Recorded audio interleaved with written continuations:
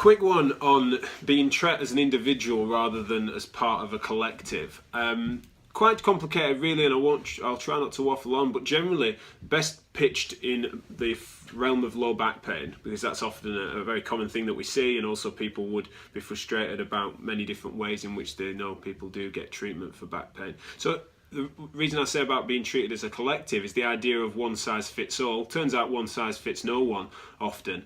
And what I mean by that is the idea in which there is a certain optimal way in which human bodies are meant to move, and therefore to aim and pitch for that textbook normal is what we should be striving for. Examples such as Pilates that exist across all sectors is pretty infamous, and I'm not saying I'm rubbishing Pilates, but certainly this idea of moving perfectly or moving like the best person in that class is not as necessarily a way that correlates with good back health and a lack of back pain. There is also a narrative that gets spun, particularly unfortunately in the NHS and the public sector, in which you treat as a part of a group, in which I don't mean necessarily group treatment, but certainly you might be given a set of exercises that are how someone should move or how spines should be flexible, rather than tailoring it to you.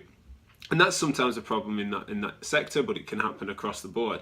So obviously we want to treat people as individuals. We want to take all of your variables into account. But there's a problem with that as well. And that particularly happens, especially in the private sector, across many different professions. Physio is certainly guilty of this, but with chiropractors and osteopaths, they might treat people as individuals often, but as individual vehicles rather than as individual organisms. So what we see is people that are being treated as supposedly as individuals, but actually what they're finding is I think your individual pelvis is out of alignment, or this leg's slightly longer than the other, or they're looking at things as just as a mechanical being, which certainly feels like you're being treated as an individual. But unfortunately we find that a lot of those things are fallacies. They're myths that have been perpetuated in our industry for a long time. They certainly don't play out in the science, and they can make you feel quite fragile to be stripped back to your constituent parts, much like you've taken your car into a garage and the mechanics looked and said, oh, I think your brake pads are slightly worn on the left side. Unless you're a high-flung, your vehicle needs to go into a Grand Prix, it